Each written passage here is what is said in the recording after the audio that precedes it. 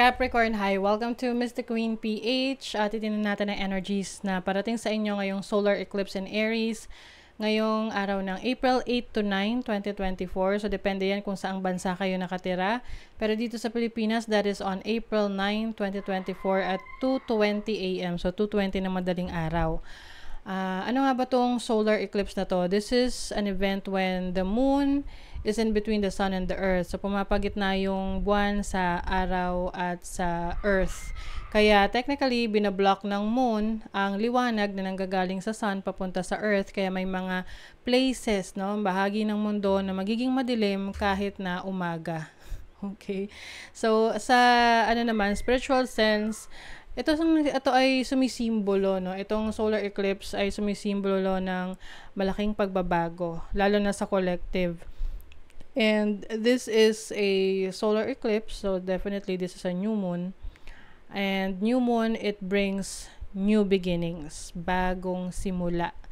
Yun nga lang, itong bagong simula na to ay, ang panggagalingan niya is mga endings na unexpected or mga pangyayari na unexpected na magli-lead sa new beginning. Okay? So, this can be unpredictable, very exciting para sa iba. Yung iba naman, hindi nyo inaakala, hindi nyo inaasahan na mangyayari. So, depende yan sa kung saang area of life yan tatama sa inyo.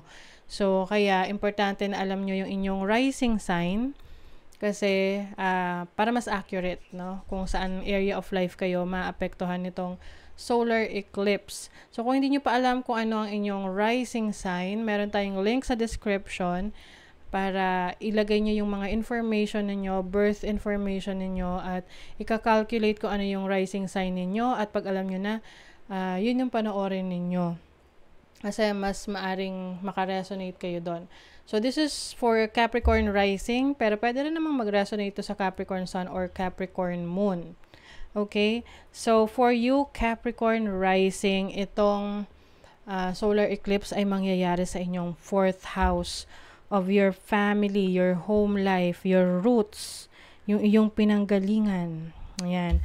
So, some of you, maaring, ito yung new beginning pagdating sa bahay. Yung iba, may bagong bahay, nalilipatan, makakabili kayo ng bagong bahay, or like a new beginning in your family life. So, yung iba, maaring magsasama na kayo as a family.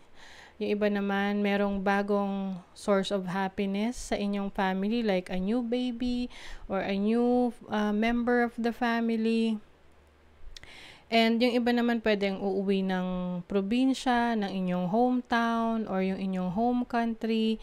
You will be spending more time with your family, your parents, your roots, yung pinanggalingan mo, yung mga ancestors mo. So, Chiron is also here. Pareho sila ng degrees ng moon, ng sun. So, naka-double kazimi sila. So, this is about healing. So, maaring iba sa inyo, meron kayong i-heal na relationship connections with your parents. Kung kayo ay medyo matagal nang hindi nag-uusap dahil nagkaroon kayo ng problema in the past.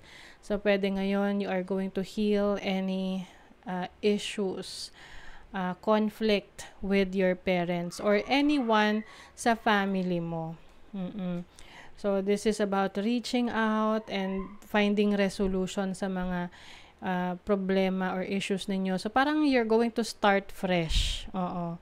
So, maaari ring iba sa inyo, kung meron kayong sama ng loob sa family, maaring may mga ile-let go ka na sama ng loob, no? Hindi naman kailangan na magkasama-sama kayo para lang mapatawad mo sila, but yung iba sa inyo is yung personal choice mo na ba na i-let go na yung sama ng loob na yan sa parents mo or sa family members, sa extended family mo, para makagaan-gaan na sa loob mo. Kasi maaring you are finally realizing na hindi na, your parents are no longer, hindi na, not getting any younger, no? So, it's time for you to preserve the bond ninyo sa family and focus on the future, kung ano pa yung pwede nyo mapagsamahan in the future.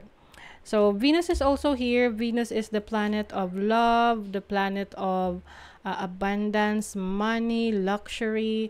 So, some of you, maari talagang merong bibilhing bahay, no? Purchase of a home, a house. Yung iba, merong redecoration na gagawin.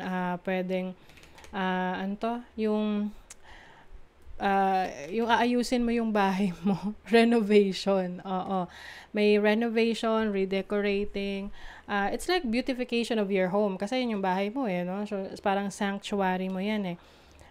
Yung iba naman sa inyo, you will, mas papahalagahan mo yung mas i-value mo ngayon, yung bahay mo, yung home life mo. Dahil dun ka mas nakaramdam ng comfort, ng peace of mind. Okay? Some of you pwede ring magkakaroon ng opportunity to work from home, to have income at the comfort of your own home. So just take what resonates. You also have the North Node here.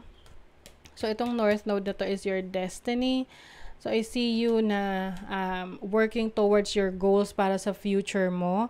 So, kung ikaw naman, kung hindi man nakabili ng bahay yung iba sa inyo, na patuloy yung pag-iipon nyo, para siyang, effort ng family na yung tipong magpipinch in kayo, magkaambagan kayo para sa future home ninyo or para sa ibibigay nyong regalo sa parents ninyo.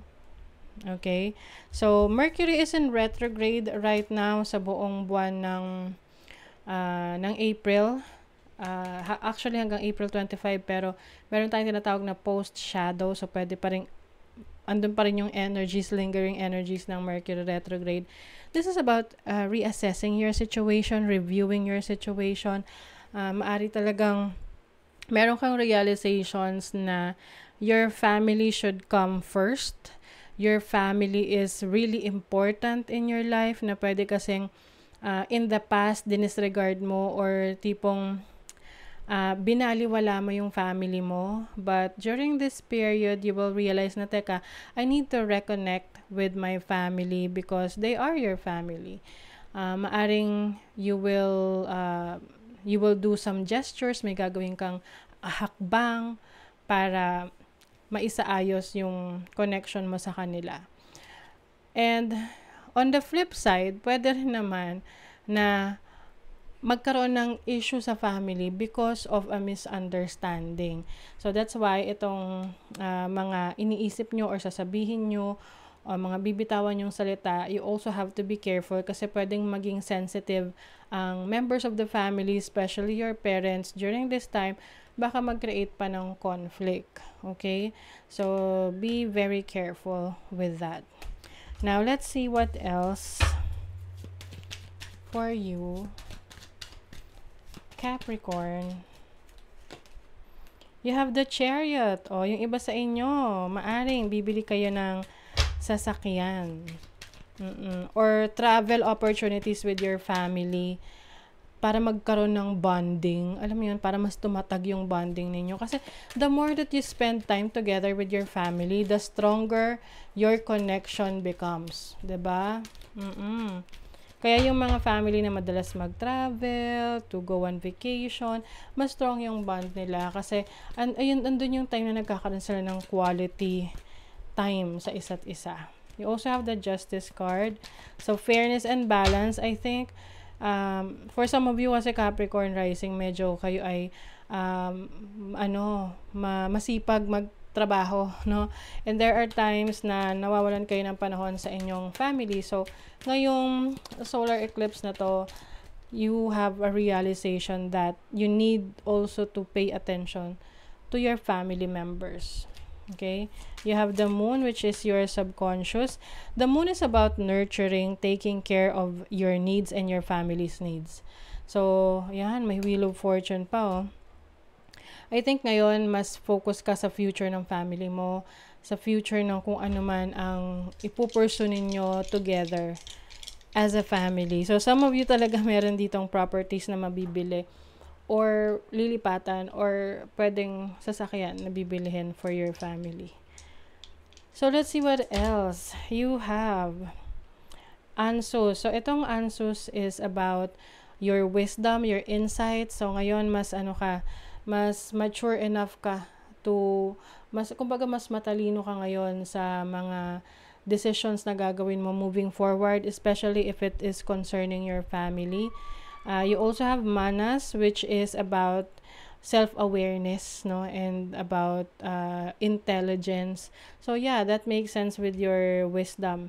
And you have Ilhas. Ilhas is about protection. Know that your family is protected. So I think ito yung isa ring main concern mo. You want to protect your family during this time. So kumbaga, yung presence mo, yan ay manifestation na ng protection mo for your family. Okay? So that is your reading, Capricorn. Thank you so much. Bye!